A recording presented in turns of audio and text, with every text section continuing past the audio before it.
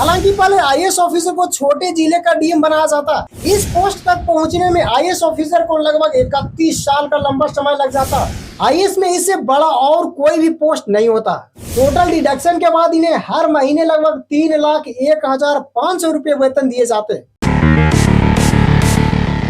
नमस्कार दोस्तों IAS officer का पोस्ट काफी ज्यादा पावरफुल माना जाता है। दोस्तों ऐसा इसलिए क्योंकि पहले आईएएस ऑफिसर को सब डिवीजन की जिम्मेदारी सौंपी जाती और फिर उन्हें डिस्ट्रिक्ट लेवल पर अपॉइंट किया जाता। उसके कुछ सालों बाद आईएएस ऑफिसर को स्टेट लेवल की कमान संभालनी होती है और फिर सबसे अंत में पूरे देश की कमान सौंपी जाती है। दोस्तों शायद यही कारण है कि आईएएस ऑफिसर की नौकरी सबसे ज्यादा युवाओं को पसंद आती है और साथ ही साथ इनकी सैलरी भी काफी अच्छी होती है। तो दोस्तों इस वीडियो में आपको बताएंगे कि आईएएस ऑफिसर को कितनी सैलरी दी जाती है। इसके साथ ही आईएएस ऑफिसर को कितने वर्षों तक इनको अलग अलग रैंक पर प्रमोशन मिलता है। इन सभी चीजों को इस वीडियो में कवर करेंगे। बस आप लोग वीडियो के अंत तक बने रहिएगा। तो चलिए शुरू करते हैं। दोस्तों आईएएस ऑफिसर बनने के लिए UPSC civil service exam qualify करना बहुत जरूरी होता है। इस एग्जाम को क्वालिफाई करने के बाद आईएएस के रूप में चुने गए सभी उम्मीदवारों की ट्रेनिंग लवासना मसूरी में होती है और 2 साल ट्रेनिंग करने के बाद आईएएस ऑफिसर की जो पहली पोस्ट मिलती है वो असिस्टेंट कलेक्टर या एसडीएम की पोस्ट मिलती है। दोस्तों कई राज्यों में एसडीएम को एसडीओ भी कहा जाता है।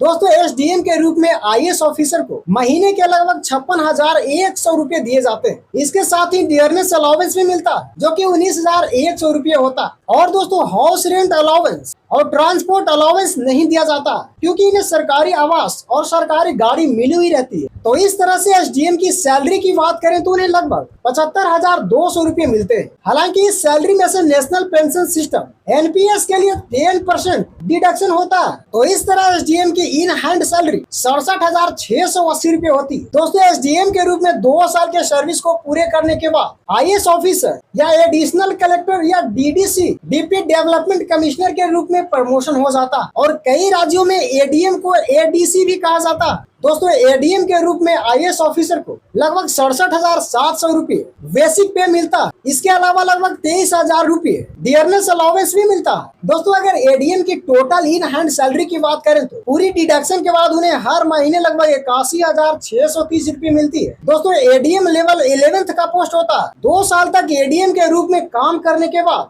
आईएएस ऑफिसर का प्रमोशन डीएम यानी डिस्ट्रिक्ट मजिस्ट्रेट के रूप में हो जाता है। हालांकि पहले आईएएस ऑफिसर को छोटे जिले का डीएम बनाया जाता। दोस्तों कई राज्यों में तो डीएम को डीसी यानी डिस्ट्रिक्ट कलेक्टर कहा जाता। तो इस तरह से 4 साल कार्यकाल देने के बाद आईएएस ऑफिसर को डीएम का पद मिल जाता। छोटे जिले का डीएम 12th लेवल का पोस्ट होता। आईएएस ऑफिसर को छोटे जिले के डीएम के रूप में लगभग 78,800 रुपए बेसिक पे मिलता। साथ ही लगभग 26,800 रुपए डियरनेस अलाउंस भी मिलता। तो इस तरह पूरी डिडक्शन के बाद डीएम की टोटल इन हैंड सैलरी लगभग 95,000 रुपए हो जाता। दोस्तों छोटे जिले के डीएम के रूप में 5 साल तक कार्य करने के बाद आईएएस ऑफिसर का प्रमोशन स्पेशल सेक्रेटरी या बड़े जिले के डीएम के रूप में हो जाता है। ये लेवल 13 का पोस्ट होता। आईएएस ऑफिसर को डीएम के रूप में लगभग 1,18,500 रुपए बेसिक पे और लगभग 40,300 रुपए का डियरनेस अलाउंस भी मिलता। तो इस तरह से पूरी डिडक्शन के बाद डीएम को हर महीने लगभग 1,42,920 रुपए मिलते। दोस्तों आईएएस ऑफिसर को इस पद तक पहुंचने में करीब 9 साल का समय लग जाता। दोस्तों आईएएस ऑफिसर बनने के लिए UPSC civil service exam pass करना बहुत जरूरी है। दोस्तों डीएम के रूप में 6 साल काम करने के बाद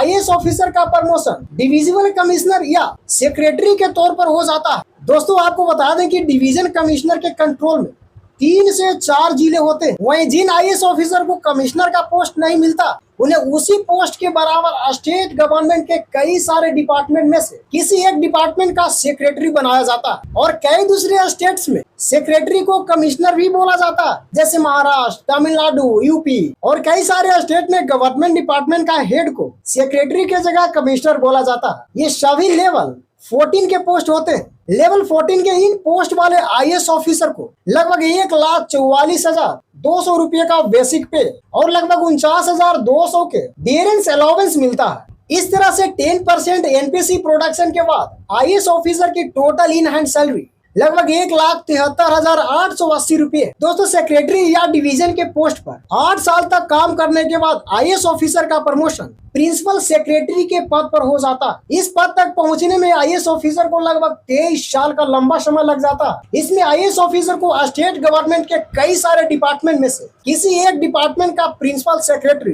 अपॉइंट किया जाता। वहीं जिन आईएएस ऑफिसर का परफॉर्मेंस काफी अच्छा हो तो उन्हें गवर्नर या चीफ मिनिस्टर का प्रिंसिपल सेक्रेटरी भी अपॉइंट किया जाता।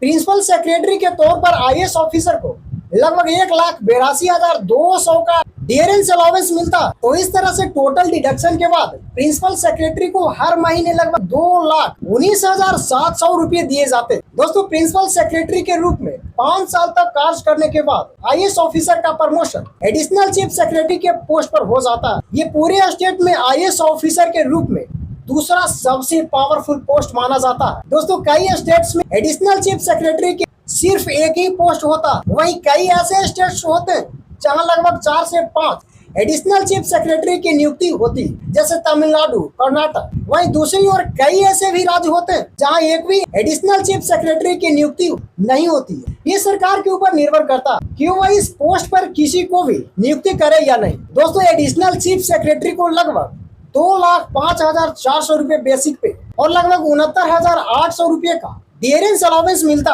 टोटल डिडक्शन के बाद एडिशनल चीफ सेक्रेटरी को हर महीने लगभग 2,47,600 रुपए सैलरी के रूप में दी जाती। एडिशनल चीफ सेक्रेटरी के रूप में लगभग 3 साल तक कार्य करने के बाद आईएएस ऑफिसर का प्रमोशन चीफ सेक्रेटरी के पद पर हो जाता। इस पोस्ट तक पहुंचने में आईएएस ऑफिसर को लगभग 31 साल का लंबा समय लग जाता और चीफ सेक्रेटरी लेवल 17 का पोस्ट होता। एक स्टेट में केवल एक ही चीफ सेक्रेटरी होती है और इससे पूरे राज्य में आईएएस ऑफिसर के रूप में सबसे पावरफुल पोस्ट माना जाता है।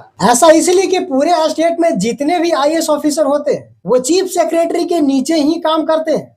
चीफ सेक्रेटरी को लगभग 2,25,000 रुपए का बेसिक पे और लगभग 76,500 रुपए का डियरेंस अलाउंस मिलता। 10% एनपीसी डिडक्शन के बाद चीफ सेक्रेटरी को हर महीने लगभग 2,71,300 रुपए की सैलरी दी जाती है। चीफ सेक्रेटरी के रूप में 2 साल तक काम करने के बाद आईएएस ऑफिसर को सेंट्रल डेपुटेशन पर भेज दिया जाता। यह आईएएस ऑफिसर को सेंट्रल गवर्नमेंट की कई सारी मिनिस्ट्री में से एक मिनिस्ट्री के सेक्रेटरी बनाया जाता, जैसे power secretary of India, civil aviation secretary of India, defence secretary of India और ऐसे कई नेशनल लेवल के पोस्ट होते हैं। हालांकि ये सभी पोस्ट लेवल 17 के होते हैं, तो इस वजह से चीफ सेक्रेटरी के बराबर ही इनको सैलरी दी जाती है। आईएएस ऑफिसर को केंद्र सरकार के इनमें से 2 से 3 मंत्रियों में 3 से 4 साल का एक्सपीरियंस प्राप्त करने के बाद उनका promotion cabinet secretary of India के पद पर हो जाता। यह 18 लेवल का पोस्ट होता। दोस्तों इस पोस्ट तक काफी कम आईएएस ऑफिसर ही पहुंच पाते हैं। ऐसा इसलिए क्योंकि पहले तो आईएएस ऑफिसर का प्रीवियस परफॉर्मेंस काफी अच्छा होना चाहिए और उनका पूरा पास्ट कैरियर बेदाग होना चाहिए। दूसरा, आप काफी कम उम्र में आईएएस ऑफिसर बन जाए। ऐसा इसलिए क्योंकि देखा गया है कि 27 साल की उम्र के बाद जो आईएएस ऑफिसर बनते हैं वो मैक्सिमम चीफ सेक्रेटरी के पद तक ही जाकर रिटायर हो जाते हैं। कैबिनेट सेक्रेटरी आईएएस ऑफिसर का टॉप लेवल का पोस्ट होता है। आईएएस में इससे बड़ा और कोई भी पोस्ट नहीं होता।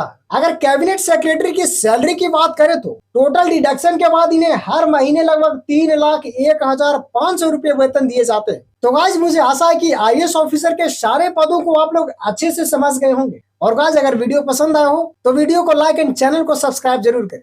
मिलेंगे इसी तरह के नेक्स्ट वीडियो में। जय हिंद।